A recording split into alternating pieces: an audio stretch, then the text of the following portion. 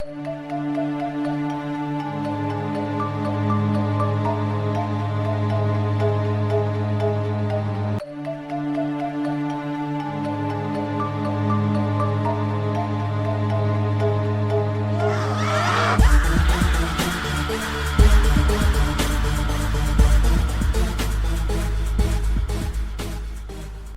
lockdown. We're locked down again. People are ignoring it this time. Well, good for them, I guess. I don't know.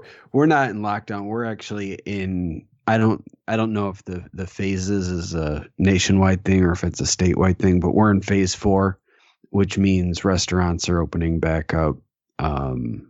Apparently, we'll be opening colleges back up. I don't know about high school and elementary school yet, but like I can't imagine.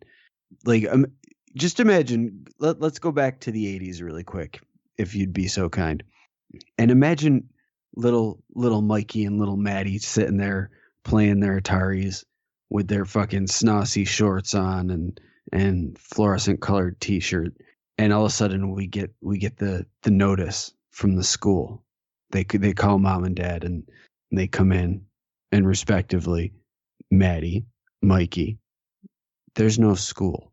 You don't have to go back to school. Oh my God. We don't have the internet back then. So they would just be like mailing packets home, and we would just do the homework. And then it would be like, oh my God, we're going to go fucking go swim and play in the woods and shit. That's fucking paradise, man. Yeah, definitely. I think the people who are that age experiencing this right now are fortunate because they're able to be like, yeah, no school. You know, we talked about this when this first went down, about how, like, what the fuck we were doing when like the bird flu and the swine flu hit, and we were younger and we were doing the same thing, but just like going out to places and doing stuff.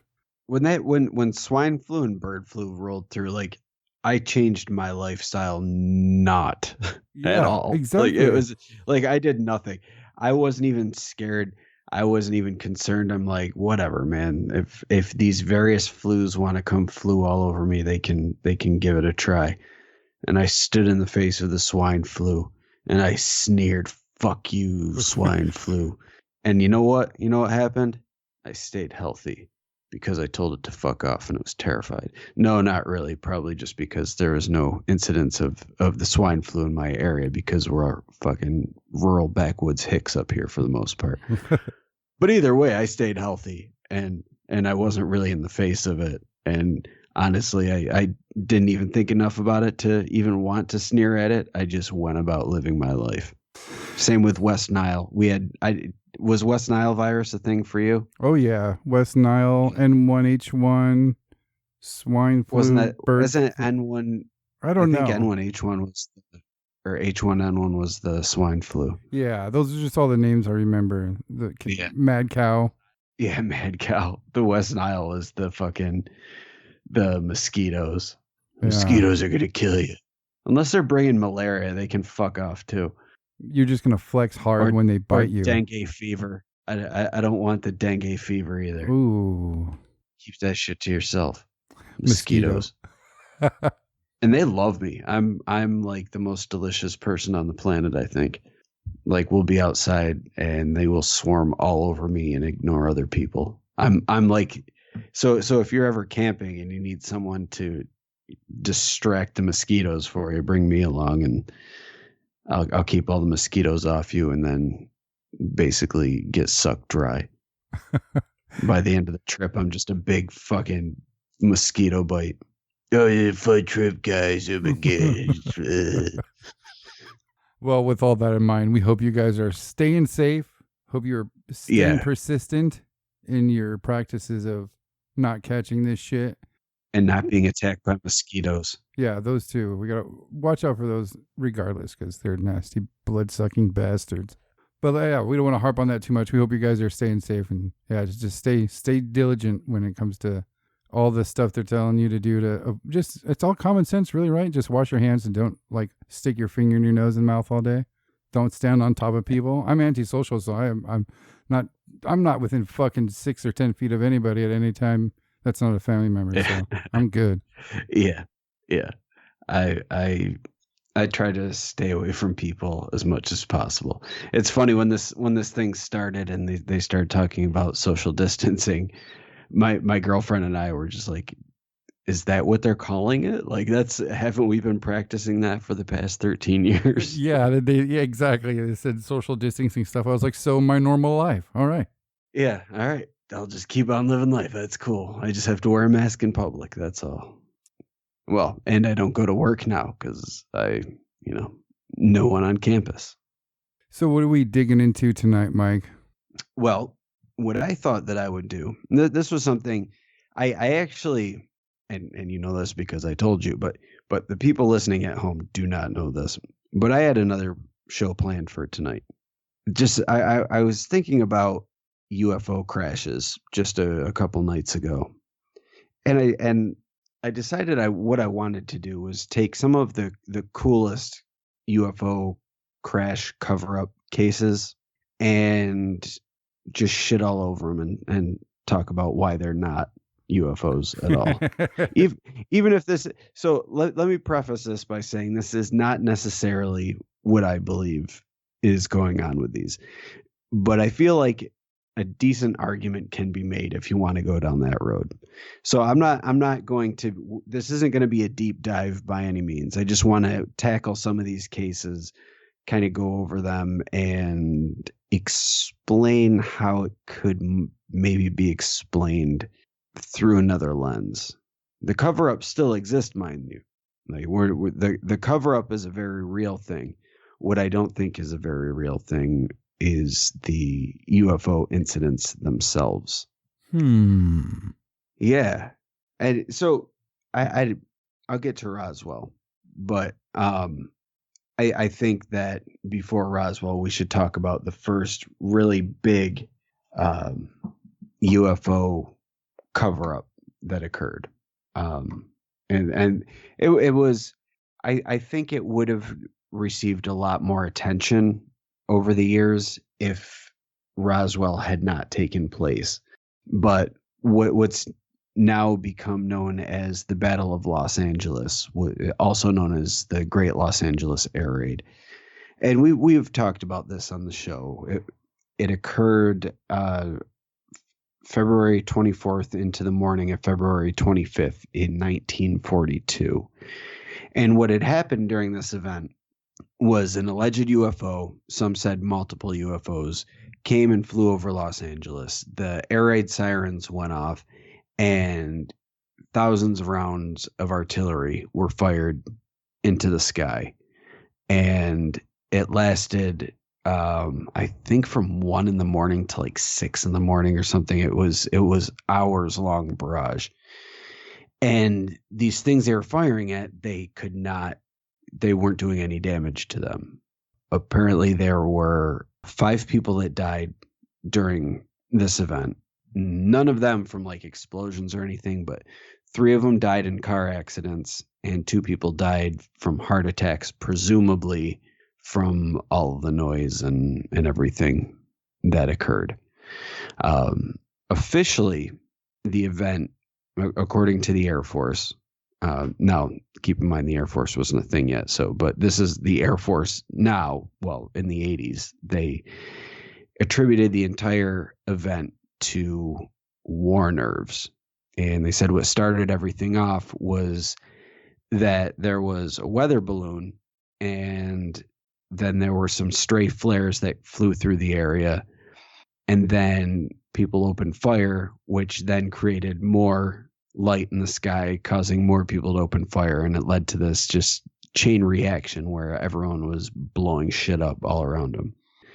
So because nothing was shot out of the sky, but people clearly saw this light in the sky, it was attributed as a UFO. And there's the famous picture with all the spotlights and shining on what looks like a football-shaped craft, and then you can see the explosions all around it. And I fucking love that picture. It's one of the coolest pictures in all of UFO lore, in my opinion. It really is. It's an old, more than grainy. I mean, you can tell what year it's from by how bad it looks photo. Yeah. But there's so much going on in that photo. You can feel and see the action that's happening. If you look at it long enough after taking back medicine, you can start hearing explosions and get nervous and feel the tension of, I mean, they're finding, bullet shrapnel in their backyards around that area for fucking years. Yeah. I was recently, it's funny that you brought up the Battle for Los Angeles. I was watching some video recently, and they brought it up, and they brushed over it as a open and closed case of mass hysteria. They talked about it for 45 seconds. They didn't buy that at all, and I found that shocking. And that's typically the stance that gets taken on this. That it was just war nerves and a weather balloon, and somehow the weather balloon was artillery proof. I don't know. I don't remember. Maybe it was 2 years ago. I went and saw Bill Burns talk, and we covered that on the show. But he had an interesting theory about this, that he thought what it was the military testing high altitude spy craft or spy plane, and because the military would have set up the artillery barrage on the ground, like all the guns or cannons or whatever on the ground, they are aware of the maximum distance that they can fire them into the sky. And what they were doing was, it was basically a double test. They were testing these new top secret spy planes that were high altitude to make sure that they would be beyond ground artillery capabilities. And two, they were testing the readiness of Los Angeles in the case of an attack from Japan. It's not too well known, but Japan did have, they did attack areas in Alaska. And because of this, the entire West Coast was on high alert. So anything entering the airspace, the military would have to be prepared for. So he was theorizing that this was not a UFO at all, and what people were actually seeing lights in the sky, but it was a top secret spy plane that was just able to fly higher than artillery. So that's why it gave the appearance like it was bulletproof, because they're firing all these rounds up and they couldn't shoot it down. So this idea of a UFO was, it could kind of be used as a way to distract from the fact that this was the military testing military weapons and vehicles among a civilian population. But when you hear that they were shooting into the sky for an hour, I mean, don't you think like after the first 15 minutes of firing live rounds in a residential area, somebody would have stopped and checked out what the fuck was going on? I mean, they definitely would have if there wasn't something there, like I don't think they're going to continue a barrage for over an hour if it was just a weather balloon and some flares. Right. So they were definitely shooting at something. Right. Now, this kind of makes me think of a couple of times now we've received footage of them testing rockets over cities, shooting those weird rockets that look like they're exploding. Mm-hmm. I guess they have a history of just doing this over residential areas. That's fucking crazy. Well, and I think this is where the UFO, where the UFO cover story comes in handy, because what they're doing when you have all this talk of UFOs, and then the military denies it, or they give that statement, we can either confirm nor deny it. Like that just makes it seem like there's something there. Like if it's not there, why not just say no? And then with this, where you've got decades later, they come out and say that there was flares and a weather balloon. Like it's two of the classic things that they blame UFOs on put together. And then combine that with war nerves, and there you go. You've got an hour-long barrage over civilian territory. It doesn't make sense. No, especially, I mean, if you have to ask, shouldn't have somebody stopped and checked out what they were shooting at? That's kind of, I would assume, procedure. I'm sure they did. So they continued fighting at something, and then they scrambled jets. So they're definitely reacting to something. I do not think that was wartime nerves. And when they scrambled the planes to go chase after this thing, and it flew up the coast, so it was clearly evading being seen. So it was like, see, I'm out. There's planes in the air now. This is no longer a situation where it's a spy plane versus ground forces, which is what they were testing. Now, spy planes aren't supposed to be. They're not fighter jets. Right. They're used for speed. They're used to get high up. They're used to get intel. So if you have two fighter planes coming after it, it's going to get out of there because, for one, it's supposed to be secret.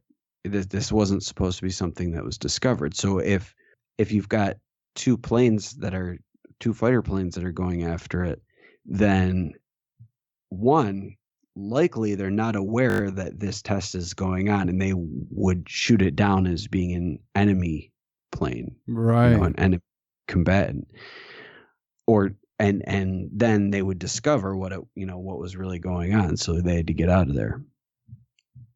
But it makes sense though if either there was something there that was impervious to artillery fire, or there was something there that was just out of the line of fire, or just beyond the line of fire, so it could fly above it, get shot at, but not take any damage. And when it comes to dodging radar, I mean, they do that with speed, right? So this thing being able to outrun standard fighter jets kind of makes sense. Well, these weren't jets. These were, I mean, keep in mind this was 1942. So these were just planes. Okay. Now this might be a little side tangent here, but you kind of make a good point. It kind of seems like they test shit like this, or just test rockets and shit over populations every once in a while, and it seems like that's a great way to have something to fall back on to explain this weird shit in the sky. Do you think we're not going to see these public tests like that now? There's so much disclosure going on, they're not going to need that backstory anymore. No, I think this slow trickle of disclosure kind of fits right in with what they're trying to do, because now we've got people saying that these, you've got people in the military saying that these things are real and we don't know what they are. And then you've got people in government now pushing for, I just saw Marco Rubio, who's, I believe, the chair of the Senate Intel Committee. But he's pushing for more information from the military on what these things are. So I think that it allows the military to kind of do things, do a lot more blatant testing, because the idea of UFOs are out there. So if we see something weird in the sky that we're not used to seeing, we're not going to think that it's a military plane. Just look at the stealth bomber. So many people saw that and thought it was a UFO until it was finally declassified, and then the people realized what the fuck it really was. And look at all the reports of black triangles that get seen. And even now I'm saying, we now know what a stealth bomber looks like, but we're getting these reports of these low flying, very slow black triangles. And to me, that just seems like maybe it could be the next evolution of the stealth bomber. Ooh. Just this black triangle. Yeah, we've mentioned on the show when talking about the stealth bomber, and I hate repeating stuff, but for new listeners, if you haven't really taken a look at a stealth bomber, do go look it up, and then go look up footage of them flying. I remember the first time I saw that. Look at them flying at night too, yeah. Because if you look at the underside, they've got 3 white lights in a triangle form, or a triangle pattern, and then a red light in the middle. Yeah, it's very easy to say, not confused, but just to see that and go, holy shit, that's a UFO. Yeah. Yeah. And keep in mind, I don't think that was declassified till like the early 90s or something. Maybe it was late 80s. Yeah, I think it was like But 92. that thing was being used before it was declassified. So that was definitely flying over places and being seen and reported as a UFO. 100%. But I think that's what the Battle of Los Angeles was. It was this it was just a testing of a new spy plane that was able to fly higher than the artillery. And I think years later in Roswell, we had a similar situation where there was this crash and there was a retrieval. And think about what was reported right from the mouth of the Army. They said that they had recovered a flying disc, and then the next day it was pulled back and recanted. Now, there was already from the Battle of Los Angeles, there were some members of the press that suspected there was a cover-up because a representative from the Army came out and said that basically that it was a false alarm and it was Warner. So some of the members of the press suspected a cover-up. And there was one editorial in the Long Beach Independent that said there is mysterious reticence about the whole affair, and it appears that some form of censorship is trying to halt discussion on the matter. So even then, they were suspicious of what was being told by the military, and so they started formulating these theories of what it could be. So initially, it was thought that it was foreign airplanes coming in to attack, and it was being covered up so that people wouldn't freak out. And then going further down that rabbit hole, there was a theory that there was a secret Japanese base in Mexico, and they had submarines stationed offshore that had the ability to carry planes on their back and launch them off the backs of these submarines. Holy shit. Yeah. Yeah. But then there were other people that speculated that this whole event was completely staged. And it was staged because they wanted to move the defense further inland rather than just along the coast. So they faked this whole thing so that they would waste all this artillery and then like, oh, it was nothing. Let's move it back. But that doesn't really make all that much sense. But it's interesting, even though despite this cover up, the press at the time never gave any indication that they thought it was a UFO. There were all these other theories, but the UFO was never one of them. It was later that the UFO thing was applied to it. People reported seeing lights in the sky, but they didn't really, especially in the press, it wasn't considered to be a UFO. So it's kind of interesting to look at that story and look at it as a way of an early cover-up, not of a UFO, but of a secret military operation that later got associated with UFOs, but clearly, even at the time, people thought that there was a cover-up, and Warner, it doesn't explain it. It seems like they lucked out that people just didn't jump to a flying saucer conclusion on that one. Well, I think at the time, flying saucers weren't really part of like you had the stories of the Phantom airships, but those seemed more fantastical than anything. There were no stories of flying discs or rockets or anything like that. Yeah, not till like time, 52 or 53, right? Well, no, 47 was the first mention of flying saucers by Kenneth Arnold.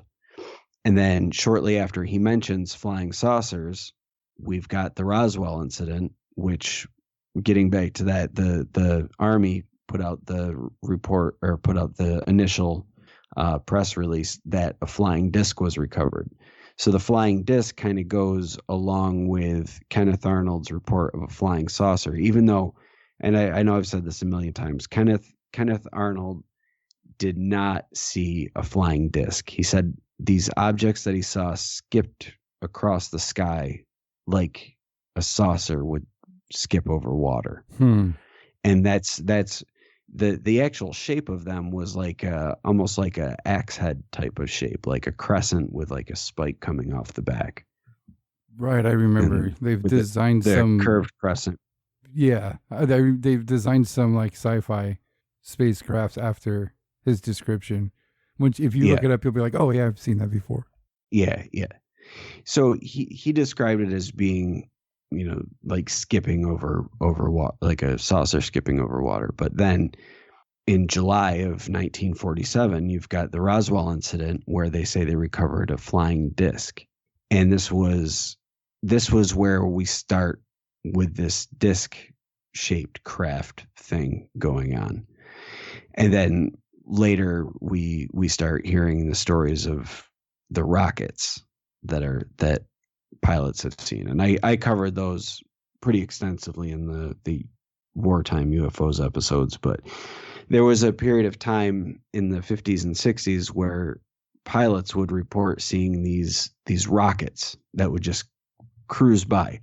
And a lot of times the rockets didn't have fins or wings or anything. It was just like I guess like a cigar-shaped craft with a point on one end, just flying. But the thing was, at the time, they typically referred that when they would see these rocket things, they would always describe there being a plume of flame shooting out the backside as if it was being propelled by, a source of propulsion that we are aware of, some sort of combustible propulsion system.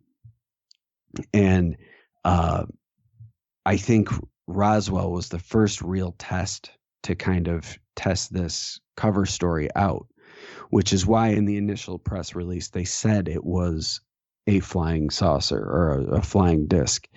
And then the following day they took it back and said it was a crashed weather balloon, which are two very, very different stories.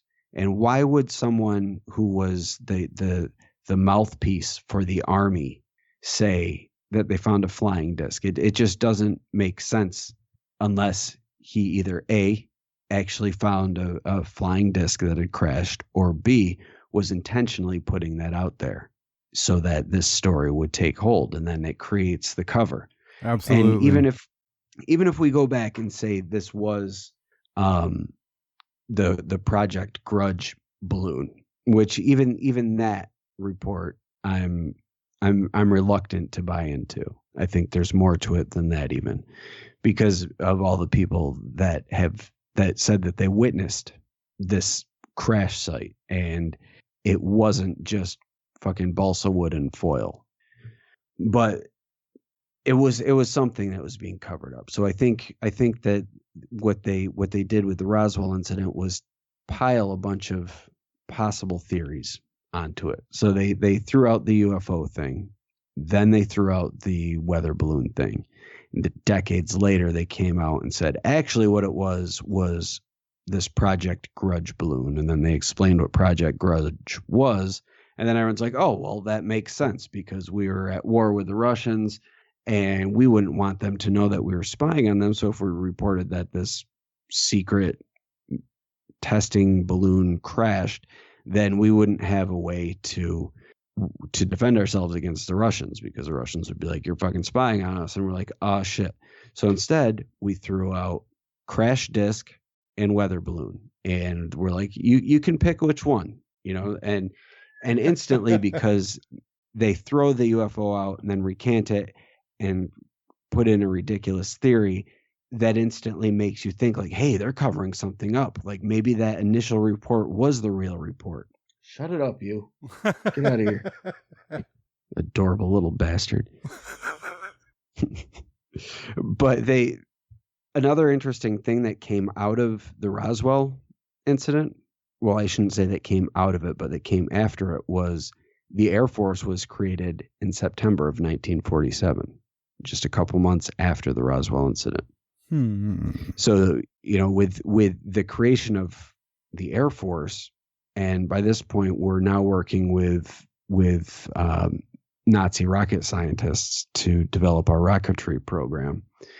I think that the Air Force, the creation of the Air Force, happened after the Roswell incident, so that any prototype aircraft or new aircraft that they were testing, because they threw out that flying disc thing, now people see these weird looking things in the sky. And keep in mind, this is still the 40s. Like, we're not seeing, this isn't the day and age where you're seeing commercial flights flying all over the world, flying overhead all the time, and you're seeing the condensation plumes from the back of jets. Like, this, to see something flying in the sky would have been really fucking cool back then. Right.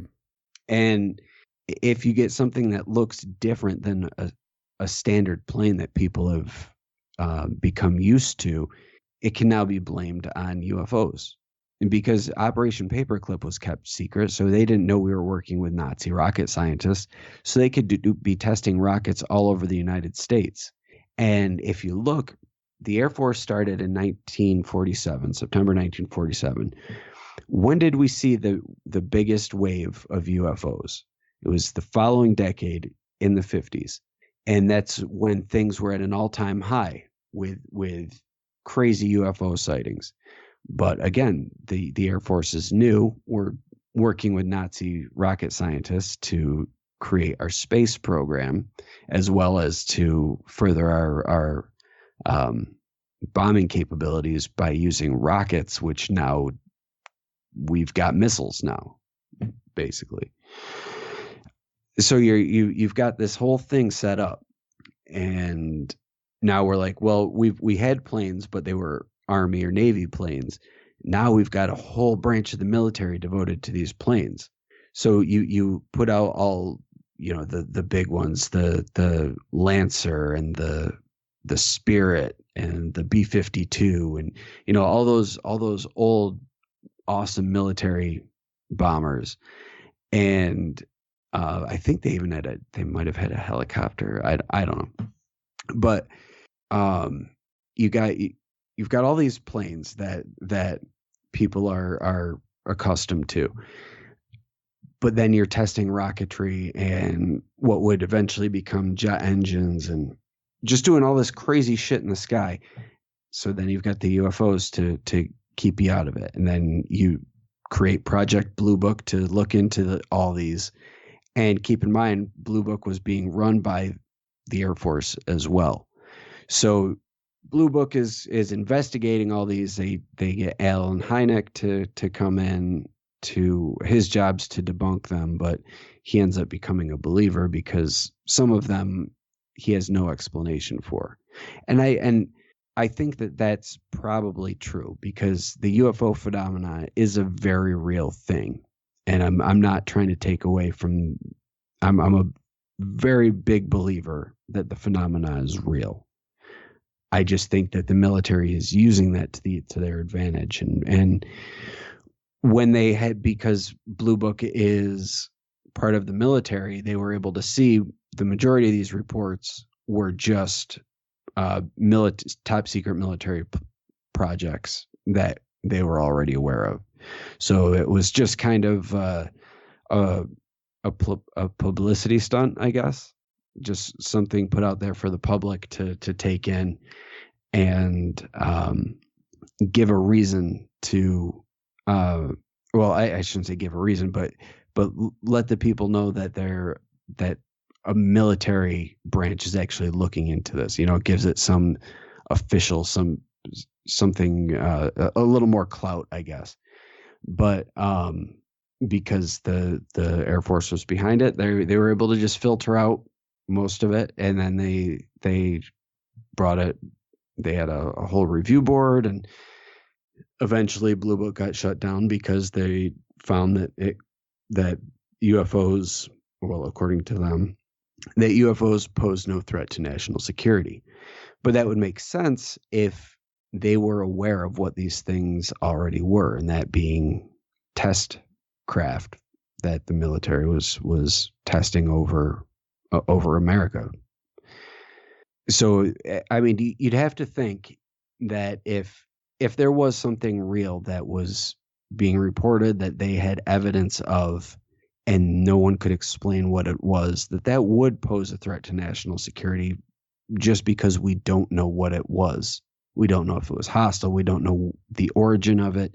We don't know if it was from another country. There's a lot of variables there. So if we've got something in our airspace that we can't identify and we have no idea what it could be, that's a little troubling. But they closed it down saying that there was no threat to national security, which I firmly believe. I think that they knew what these things were all along, and because they being the Air Force were able to identify what the majority of these cases were. They were able to take the small percentage of legit claims and just lump them in with all these reports of other craft that was actually military craft and just kind of brush the whole thing under the rug. Well, they set up other smaller groups to study the real shit. And, and that shit came out when we got the first release from To the Stars Academy with the Tic Tac thing. And that's when we know we said we weren't studying UFOs, but actually we were, but we just call them unidentified aerial phenomenon. So we really weren't lying. We did stop looking at UFOs because we just renamed them, but we're still really studying them. And I don't even think that's the only one. I think again, this was just a small group that was kind of put out there to be like, hey, look, we were doing something. Look at this. But there's probably other shit going on that's really seriously looking into the stuff. But I wouldn't be surprised if those craft that show up in those To the Stars Academy videos weren't experimental craft. They might very well be actual UFOs, and it's just kind of put out there to further blur the lines. Or maybe it was an experiment and the pilots involved weren't aware of it, or maybe they just piped the pilots in afterwards, recorded them and then just released the footage with these voices over like, oh my God, it's crazy. I can't believe what I'm seeing. It's amazing. And really it's just an experimental craft that looks weird because we're not familiar with the shape. Like look at some of those drones. Do you remember seeing all those pictures online, like probably like 10 years ago now, of these big flatbed trucks with things that looked like fucking spaceships on the back? Oh, and yeah. people were like, they'd be pulled over on the side of the thruway or the side of the highway or whatever. Shut it up, you. No, I'm trying to talk here, you son of a bitch. Always trying to get on the show, bro. Always trying to get on the show. He's such a fucking, he's trying to steal the spotlight. Yeah. But after they all, years later, that specific craft was declassified and it was unmanned drone, basically. Yeah, those things look right out of Terminator when those things were. It really does. Yeah. It really looks like a fucking recovered alien spaceship, but it's a fucking drone and it's just right out there and for people to see. They weren't even fucking hiding that shit, and it was still classified at that point. So you got people seeing this shit, and it's like, oh my God, there's a fucking UFO on this back of this truck. But it's right there, fucking blatant, right out in the open. So then you got people and then that branches people further, because then it's people that are like, oh, well, that was just a movie prop. Then you got, no, that was a real fucking alien craft.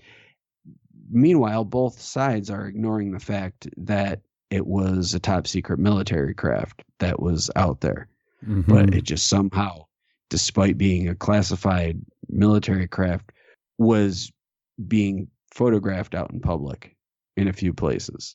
Like, it's almost like it was meant to be. Like, you're not seeing them all over the place. It was just a couple pictures of it were taken, and makes you wonder, man, was that put out there just to further muddy the waters, so to speak? Oh yeah, I mean, if you want to move something like that and not be noticed, you just put a tarp over it and do it at nighttime. It's that simple. If they wanted to do that quietly, they would have and could have. Right, yeah. Or, I mean, the military have transport trucks. It didn't need to be on a fucking flatbed. you know? Yeah. But there's a lot of, I mean, there's other cases that we could even look at, like the Kecksburg UFO incident. So that thing, I don't think that this was a cover up of a military craft, but I think it was a recovery. I think that it was more likely that it was the or the Russian satellite that came down, and because we know that a Russian satellite did come down. And I think that it was the military came in and tried to cover that up.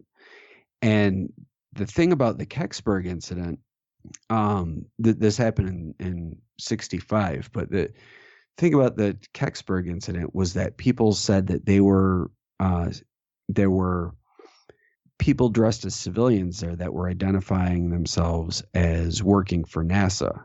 But investigation years later showed that this was something that the Air Force used to do. They would dress in plain clothes while they were investigating something and identify themselves as working for NASA. So in this case, they said that they were working for NASA, and they said that they were recovering a meteorite. But then a lot of people report seeing them put this acorn-shaped thing on a flatbed truck, cover it with tarp, and get out of there. Yeah. So again, you throw NASA out there, so instantly you're like, NASA, that's space. And this was before our first moon landing, but NASA was still a thing, and we knew that we being the people knew that NASA existed. But apparently NASA did have files on this that disappeared somehow, but this isn't out of the ordinary. Apparently the original recordings of the moon landing got recorded over for something else at some point, just because their record keeping was so terrible during the 60s. But in December of 2005, NASA officially released a statement saying that experts examined metallic fragments from the area, and it was determined that they were in fact from a Russian satellite that re-entered the atmosphere and blew up and was seen across, I think it was like 6 or 7 states, and finally crashed in Kecksburg, Pennsylvania. Oh, wow. So it was confirmed to be a satellite. According to NASA. Okay. So maybe in this case, that is exactly what happened, though. And during the Cold War, the military didn't want Russia to know that we picked up this satellite, and we wanted to recover it and see what information we could find about the Russian space program or a spy program, and to check out what their technology looked like. And that would make perfect sense to cover it up. And, identify it came from space. So you identify yourself as NASA and say it's a meteorite, and you're recovering the meteorite. But then people see the flatbed truck, and then it just kind of, the UFO thing, it seems like, again, this came up after the fact, and they just kind of rolled with it. They're like, yeah, that's sure. Let's throw that out there, and that way people aren't talking about a potential Russian satellite that we recovered. It's such an easy way to manipulate people, and I wish people noticed that more. It's just to shut up and let them talk. Let them draw their own conclusions, and then you get to basically pick whatever you want to go with after that. Yeah, you can. I mean, once you muddy the waters, who knows what to believe? Is the military aware of aliens, and they're actively covering them up and taking in their ships? And we've talked in depth about the Paul Benowitz case many times on the show. And that's a classic example of the military doing this. He saw secret spy planes or secret, I can't remember, some sort of secret craft take off from this military base that he wasn't supposed to see. And he called the military base and said that he witnessed a UFO because that's what it looked like to him. Again, it's unfamiliar. So at this point, UFOs are part of the zeitgeist. So he's calling them and being, I see UFO. So what did they do? They created a scenario for him where he was in the know about these UFOs, and they were showing him craft UFOs, and they drove the dude crazy because he thought that he was part of this huge conspiracy when really they were staging all these events. And right there, just that case alone shows what they would do to cover up their secret equipment. Mm-hmm. You know, I mean, they went to that length for one person, and all they have to do is muddy the waters for the general public. You create the doubt that UFOs exist while also encouraging that they continue to be talked about, and then you neither confirm nor deny that these exist, which creates further mystery because there's no definitive answer one way or another, which then makes it seem like they're covering something up. So it's just all these layers that are being used to cover up what they're really up to.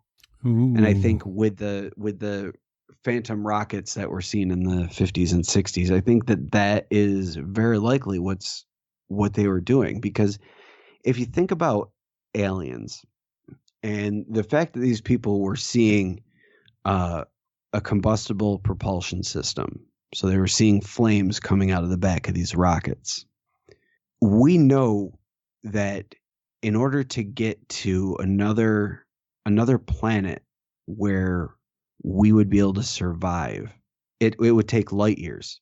You know, it is literally light years away from us. So flying in a craft with a combustible propulsion system, for one, you need fuel to get that far. And think about that vast distance. We're talking light years. But it would take us millions of years to get there if we were flying at our fastest known rocket speed at the time. So it wouldn't make sense if this was an alien civilization that they would be using a combustible propulsion system to navigate the stars. It just doesn't make sense. Yeah, it seems like it's a terrestrial craft. It's not meant for space travel. I mean, there's always the option of the lizard people that are launching rockets from their underground lairs, right? So they can mutate people into hybrid lizard human things. Yeah, or make Hollywood people look young forever. Yeah. Yeah, it's always weird when you see like somebody in Hollywood die of natural causes. I always think, oh, they didn't drink the lizard alien baby blood. Good for you. Or maybe people were just onto them, so they had to fake their death. Oh, they blew their cover. Yeah, and so they just slid their reptilian body down the tunnel that is in their basement, because all good reptilian people have a hidey hole that takes them back to the motherland under the crust of the earth. Yeah, dude, she got a message on her phone one day. You have blown persona of Paris Hilton. Return to your holy hole. Report to base. Yeah. So all these young celebrities that just die like suddenly. Oh my God, I can't believe it. They didn't die. They just shed their flesh and rejoin the lizards. They'll be back. They always come back. Different skins, different places. One could be your mom. You don't even know. They just took her. Your mom is not your mom anymore. They just wear her face. They deconstruct the bodies of your loved ones, eat the gooey bits, and then take what's left and make amazing costumes. They're the best cosplayers in the universe. That's what the lizard people are. They've got it down. If you made a D&D character of a lizard person, their sewing skills would be 1,000. Mm-hmm. It's always unassuming. You wouldn't expect it, but they're very skilled and creative in their cosplaying. And the unfortunate side is that they have to completely deconstruct the human body in order to make their costumes. But I mean, really, that only sucks for us. It's pretty awesome for them. It's a win-win for them, really. Yeah, they get a tasty treat and a new skin to wear. Yeah. So it's kind of magical. But that's life with reptilians. What can you do? You take the good with the bad. You win some, you lose some. Yeah. And because of the fact that reptilians are real, that's why the military is covering up non-UFOs and blaming it on the UFOs. Because if you get to the UFOs and you start believing in the UFOs, then you start believing in aliens. And if you believe in aliens, you start looking up instead of looking down. Yeah, if eyes are in the skies, there's no eyes looking towards the holy holes. No, they can sneak right out of those holy holes and right into yours. Thank you for listening to the Whatcast. You can find us on Twitter, Instagram, Facebook, iTunes, and YouTube. Enjoy the podcast. Get yourself a Whatcast t-shirt or a sticker pack. Who was that dude on that one episode? Try the links in Homie's page. All this and more can be found at www.thewhatcasters.com. Thanks again for listening and have a great week.